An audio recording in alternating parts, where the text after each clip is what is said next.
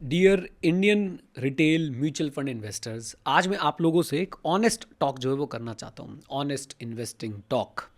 2026 चल रहा है एंड अगर आप पिछले लगभग 2 साल का रिटर्न आप देखेंगे तो आपका जो रिटर्न है वो पता है कितना है?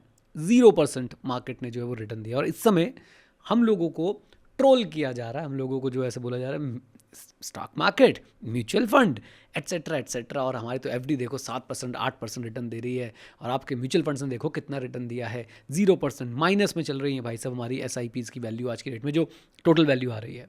तो इसी मुद्दे पे मैंने सोचा कि मैं आप लोगों से एक ऑनेस्ट बात करूं, मैं क्या फील करता हूं, क्योंकि मैंने भी मार्केट में जो है वो इन्वेस्टमेंट कर रखी है एंड आई अंडरस्टैंड। हम लोग बड़ा ना अकेला फील करते हैं ऐसी सिचुएशन में, जब मार्केट बिल्कुल साथ नहीं दे रही है, हम लोग इन्वेस्टमेंट पे इन्वेस्टमेंट करते जा रहे हैं, हमारे पेशेंस टू दी कोर जो है वो चेक हो रहे हैं कि भाई बता कब तक तू अपनी एसआईपी कंटिन्यू रखेगा, कब तक अपनी एसआईपी कंटिन्यू रखेगा, मार्केट तो रिटर्न देगी ही नहीं। तो अगर आप ये बातें सुनना चाहते हैं, मेरे पास कोई स्क्रिप्ट नहीं है, कोई मेरे पास भाई डेटा नहीं है आपको देने के लिए, मैं सिर्फ एक हार्ट टू हार्ट कॉन्वर्सेशन जो आपसे करना चाहता हूँ। तो प्लस बस आपने काम करना है, वीडियो को लाइक कर देना है और कमेंट बॉक्स में अपनी फीलिंग्स जो है वो ज़रूर बतानी है। मैं अपनी फीलिंग्स आपको बताना शुरू करता हूँ। हम सब स्टॉक मार्केट में आते हैं, हमें एक सपना दिखाया जाता है कि हम कम से कम जो है वो भाई 12% का रिटर्न जो है हमें मिलेगा, है ना, 12% तो हम लोग कमाई लेंगे। तो अब वो 12% मिल नहीं रहा है और हमें जो है वो बड़ी परेशानी हो रही है। तो एक बात ना, यहाँ पे ना बहुत सारे लेसन्स हैं जो स्टॉक मार्केट हमें दे रही है। सबसे पहला लेसन हमें स्टॉक मार्केट क्या दे रही है कि 12% रिटर्न पास्ट में मिला है, फ्यूचर में मिलेगा या नहीं मिलेगा इसकी गारंटी नहीं है। एक बात। दूसरी बात, 12% रिटर्न लीनियर नहीं मिला है। लीनियर समझते हैं कि 12% रिटर्न ऐसा नहीं कि भैया आपने 1 करोड़ रुपए डाल दिया या 10 लाख रुपए डाल दिया तो आपको उस पर हर साल जो है 12% आपके बैंक अकाउंट में आ जाएगा, जैसे एफडी में आता है।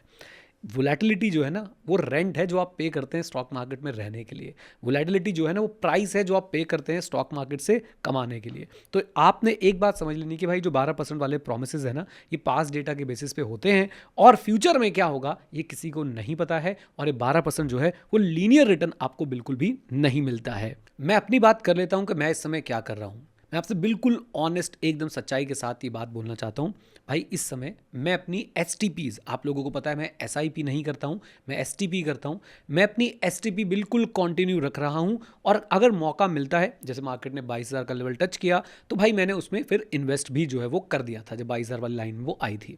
तो मैं अपनी एस कंटिन्यू रखे हुए हूँ और साथ साथ में जो है वो जब भी मौका मिलता है मैं लमसम इन्वेस्टमेंट भी कर देता हूँ। यानी मैं तो बिल्कुल भी रुक नहीं रहा हूँ। अब मैं ऐसा क्यों कर रहा हूँ? देखो जी, मैंने इस चीज़ को ना देखा हुआ है बहुत करीब से, बट शायद मैंने इतना डिटेल में नहीं देखा था कि मार्केट इतना समय तक जो है वो आपको परेशान कर सकती है। वो भी मैं अब सीख रहा हूँ, देख रहा हूँ आप लोगों के साथ ही बैठ के। बट मुझे पूरा विश्वास है, क्यों, मेरा ना थॉट प्रोसेस क्लियर है और वो थॉट प्रोसेस मैं आपका भी क्लियर करना चाहता हूँ। अभी चिंता मत करो, म्यूचुअल फंड डिस्ट्रीब्यूटर्स के बारे में बात करेंगे। वो थॉट प्रोसेस क्या है? वो थॉट प्रोसेस बिल्कुल क्लियर है कि मैं इन्वेस्ट कर रहा हूँ इंडिया के बेस्ट बिजनेसेस के अंदर थ्रू म्यूचुअल फंड्स। और वो बेस्ट बिजनेसेस अगर फेल होंगे तो भाई फिर कुछ बचना ही नहीं है, तो फिर पैसा भी क्या ही करना है, राइट? तो मेरा एक सिंपल थॉट प्रोसेस है कि मैं बेस्ट बिजनेसेस के अंदर इन्वेस्ट कर रहा हूँ, इसलिए मैं घबरा नहीं रहा हूँ। और बल्कि सच बताऊं तो मुझे ऐसा लगता है कि ठीक है, मार्केट अपना भाई ये वाला लेसन भी हमें दे जाए कि मैं 2 साल 3 साल 4 साल 5 साल भी जीरो रिटर्न्स दे सकता हूं। मैंने बहुत बड़ी बड़ी बातें बोली हैं पॉडकास्ट पे कि मार्केट 10 साल भी रिटर्न ना दे तो मुझे कोई चिंता नहीं है। तो अब वो एक्चुअली मार्केट वो बातें जो है वो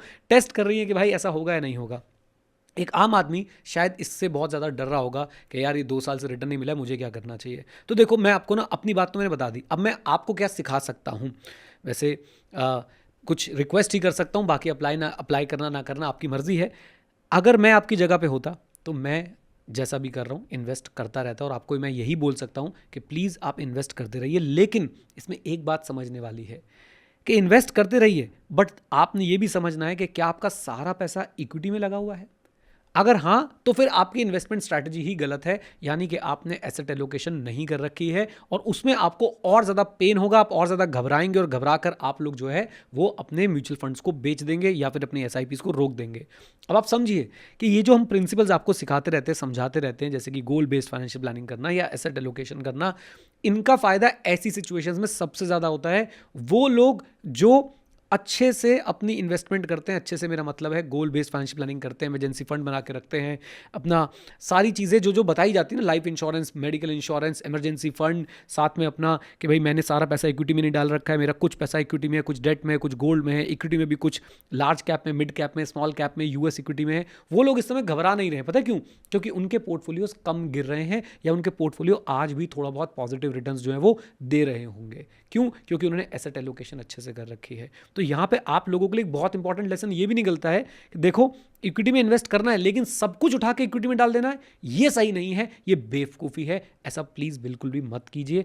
एक बार प्लीज़ बैठ के सोचिए कि आपका एसेट एलोकेशन क्या होना चाहिए। मैं क्यों इन्वेस्ट कर पा रहा हूँ? क्योंकि मुझे मेरा एसेट एलोकेशन पता है कि भाई मैंने इक्विटीज़ में कितना पैसा डालना है, मेरे पास लिक्विड कैश कितना रहेगा, मेरे पास रियल एस्टेट में मैंने क्या इन्वेस्टमेंट करनी है, वो सारी बातें जो है मुझे पता है और मैं उसको फॉलो करने की कोशिश कर रहा हूँ। मैंने एक अमाउंट एलोकेट करके छोड़ रखा है कि ये पैसा तो इक्विटी के अंदर जाएगा ही जाएगा, उसके ऊपर जो पैसा है वो मेरा फिक्स इनकम में जाएगा, उसके ऊपर जो पैसा है वो मेरा रियल एस्टेट के अंदर जाएगा। इस तरीके से मैंने अपने लिए जो है वो एसेट एलोकेशन कर रखा है। एक खास बात और मैं आपको बता दूं, जो इन दिनों में मुझे आप सबसे सीखने को, आप सबसे जानने को मिला, क्योंकि मैं आप लोगों को पढ़ाता भी म्यूचुअल फंड्स के बारे में। अगर आप लोगों ने अभी तक चेक नहीं किया है तो जाइए हमारी वेबसाइट पे चेकआउट कीजिए, www.learn.club पे आप लोग जा सकते हैं और वहाँ पे आपको म्यूचुअल फंड के बारे में सब कुछ सीखने को मिल जाएगा। सब कुछ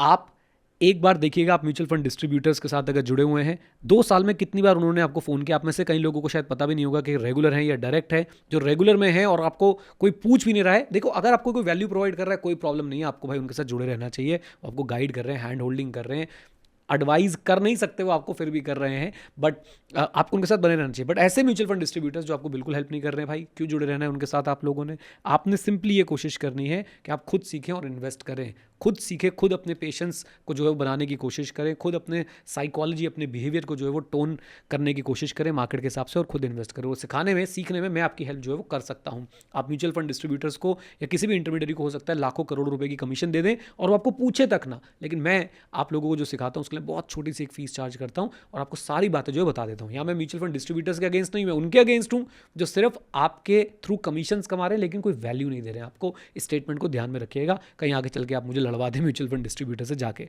एनीवेज, एक बात जो हमने और सीखी इस पूरे के पूरे मार्केट के भूचाल में, वो क्या है? वो ये है कि देखो जी, आपने जब जब हाई रिटर्न गिविंग फंड्स को चेज किया, आप तब तब मुंह के बल गिरे। चाहे वो कोई स्मॉल कैप था, मैं नाम नहीं लूंगा, चलो बता देता हूं, चाहे वो क्वांट स्मॉल कैप था या फिर वो मोतीलाल ओसवाल मिड कैप था, जिसने भी हाई रिटर्न फंड्स को चेज किया, काफ़ी ज़्यादा लोग सिर्फ उसकी पीक पे गए और पीक पे जाने के बाद वहाँ से उन्हें नेगेटिविटी देखने को मिली। चाहे टाटा स्मॉल कैप फंड था और वहाँ से हम लोग जो है बहुत बुरी तरह गिरे, राइट? तो आपने अब ऐसे में क्या करना है? अगर आप कोई एक बोरिंग फंड चूज करते तो वो भी शायद मार्केट में इस समय रिटर्न ना दे रहा हो, लेकिन शायद वो इतना गिरता नहीं, लेकिन शायद वो इतनी नेगेटिव रिटर्न्स ना देता, लेकिन शायद वो आपको इतने पैनिक अटैक्स ना देता, है ना? तो हाई चेजिंग फंड्स को, हाई रिटर्न फंड्स को चेज करना प्लीज़ बंद कर दीजिए और कोशिश कीजिए कि सोच समझ के एक प्लान के तहत जो भी आप इन्वेस्टमेंट करें, एक प्लान के तहत ही करें ये। और इस समय पता है क्या है? इस समय आपका आप फील कीजिएगा इस बात को जो मैं बोलना चाह रहा हूँ, कहीं ना कहीं आपका पर्सनल इंटरेस्ट भी कम हो गया पर्सनल फाइनेंस के अंदर। क्यों? मार्केट्स जो है ना वोलेटाइल नहीं है, मार्केट्स जो है वो रिटर्न्स नहीं दे रही ना, मार्केट में कुछ मज़ा नहीं आ रहा ना, इसलिए आपको लगता है छोड़ना यार। और ये अच्छी बात है, मैं तो कह रहा हूँ ऐसा ही होना चाहिए। आपको मार्केट्स के बारे में सोचना नहीं चाहिए, एसआईपी लगाओ, स्टेप अप करते जाओ, बस दैट्स इट। इतना सोचना चाहिए आपको, अपने गोल्स के हिसाब से एसेट एलोकेशन करते जाओ, बस इतना सोचना चाहिए आपको। और हो क्या रहा है कि आप भाई अब मार्केट में आपका इंटरेस्ट भी नहीं है तो आप कोई रिसर्च वगैरह भी नहीं कर रहे हो। एक चीज़ मैं आपको और बोलना चाहूँगा, ये सबसे सही समय है अपने आप को सिखाने का। ये सबसे सही समय है, क्योंकि इस समय आप जो चीज़ें सीखेंगे ना वो आपको पूरी ज़िंदगी हेल्प करने वाली हैं आपके पर्सनल फाइनेंस के अंदर। क्योंकि ये टफ टाइम है, ये टफ टाइम है। जॉब्स जा रही हैं, मार्केट ऊपर नहीं जा रही है, रिटर्न्स नहीं मिल रहे हैं, चीज़ें महंगी हो रही हैं, वॉर चल रहा है। इस टाइम पे आप जितना कुछ सीखेंगे उतनी ज़्यादा आप लोग जो है वैल्यू एडिशन कर पाएंगे अपने अंदर। तो ज़रूर सीखिए इस समय कि क्या क्या आपकी गलतियाँ हुई हैं, रिफ्लेक्ट कीजिए बैठ के उनके ऊपर, और आगे वो मिस्टेक ना हो इस बात पर ज़रूर ध्यान दीजिए। देखिए मैं भी आपको म्यूचुअल फंड डिस्ट्रीब्यूटर्स के लिए बता रहा था, मैं लेकिन आपको एक बात बताऊँ, कोई सेबी रजिस्टर्ड रिसर्च इन्वेस्टमेंट आप हमारे पास होते हैं ना, वो RIAs जिनको बोलते हैं, तो आप RIAs के पास जो जा सकते हैं, वो आपको पर्सनल गाइड कर सकते हैं। बट पॉइंट यही है कि वो आपसे फीस चार्ज करेंगे, अप फ्रंट फीस आप देना नहीं चाहते हो, वो आपको सिखाएंगे, सीखना आप चाहते नहीं हो। ये भी एक ऑनेस्ट बात है ना कि आप सीखना नहीं चाहते हो।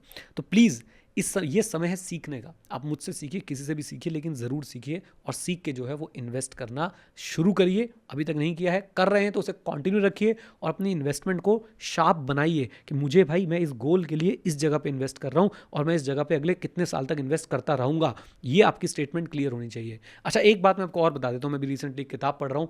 आप अगर बोलेंगे तो मैं उस किताब के बारे में और आपसे बातें शेयर करूँगा। आप में से कई लोग ना बहुत ज़्यादा फोकस करते हैं कि कौन सा फंड चुनूं, कहाँ इन्वेस्ट करूं। आप में से कई लोग इस समय उस स्टेज में है ही नहीं कि वो ये सोचेंगे कौन सा फंड चुनूं और कहाँ पे मैं इन्वेस्ट करूं। आपका पहला गोल, 90% ऑफ दी जनता जो ये वीडियो देख रही है ना, उनका पहला गोल ये होना चाहिए, मैं ज़्यादा से ज़्यादा कमाऊं, ज़्यादा से ज़्यादा सेव करूं, कुछ 2-3 सिलेक्टेड फंड्स के अंदर इन्वेस्ट करता रहूं। समय आएगा आज से 10 साल बाद, 15 साल बाद, 20 साल बाद, जब आपका कॉर्पस बहुत बड़ा हो जाएगा, तब आपको अपनी इन्वेस्टमेंट मैनेजमेंट पे ज़्यादा ध्यान देना होगा और शायद सेविंग और अर्निंग पे कम ध्यान देना होगा। लेकिन इस समय आपका पूरा का पूरा फोकस जो है वो कहाँ होना चाहिए, आप कैसे जो है वो ज़्यादा से ज़्यादा पैसे कमाएं और ज़्यादा से ज़्यादा जो है पैसे इन्वेस्ट कर पाएँ बहुत ही सिंपल फंड्स के अंदर। कुछ समझ नहीं आता तो मैं तो आज भी बोलता हूँ, कुछ समझ नहीं आता तो भाई इंडेक्स फंड पे जाता है ना। तो आप उसको भी जो है अपना साथी मान के आज भी चल सकते हैं। ऐसा नहीं कि इंडेक्स फंड्स बेकार हो गए। मैं खुद इंडेक्स फंड्स में बहुत सारे अमाउंट जो है वो लगा के बैठा हुआ हूँ भाई, ठीक है। जब मुझे नहीं पता था एक्टिव फंड्स के बारे में, जब मुझे नहीं कॉन्फिडेंस आता था, नहीं समझ आती थी चीज़ें, तो मैं इंडेक्स फंड के अंदर इन्वेस्ट करता था। मुझे आती हैं तो मैं एक्टिव फंड्स के अंदर ही इन्वेस्ट कर रहा हूँ। तो आप लोग अगर ये चीज़ क्लियर कर लें कि भाई आप कौन से फेज़ में हैं, आप अपने अभी इन्वेस्टमेंट मैनेजमेंट वाले फेज़ में हैं या आप सेविंग और अर्निंग वाले फेज़ में हैं, तो वो भी आप लोगों के लिए एक बहुत इंपॉर्टेंट चीज़ रहेगी, राइट। उम्मीद करता हूँ आपको इस वीडियो से थोड़ा सा सपोर्ट मिला, थोड़ा सा आपको लगा कि और भी कोई है जो भाई हमारे साथ खड़ा हुआ है। अगर आप ऐसी और वीडियोस देखना चाहते हैं तो चैनल को ज़रूर सब्सक्राइब कीजिएगा। हमारी और बहुत सारी वीडियोस उनको आपको देख के बहुत सारा जो है वो मोटिवेशन मिल सकता है और साथ साथ में आपको फंड रिव्यूज़ भी देखने को मिलते हैं हमारे चैनल के ऊपर। लेटेस्ट में हमने HDFC फ्लेक्सी कैप के अंदर क्या चेंजेस हुए वो कवर किया था। उससे पहले पराग पारिक फ्लेक्सी कैप के चेंजेस हमने कवर किए थे। वो वीडियो ज़रूर देखें, आपको काफ़ी कुछ सीखने को मिलेगा। और ये वीडियो पसंद आई तो जैसा मैंने शुरू में बोला था, वीडियो को लाइक कर दीजिए, चैनल पर नए तो इसे सब्सक्राइब कर लीजिए। मिलते हैं आपसे नेक्स्ट वीडियो के अंदर। Thank you so much, stay connected, stay here. जय हिंद। और हाँ मित्रों, सीखते रहें क्योंकि सीखना शुरू तो जीतना शुरू। Bye bye and take care. God bless you all.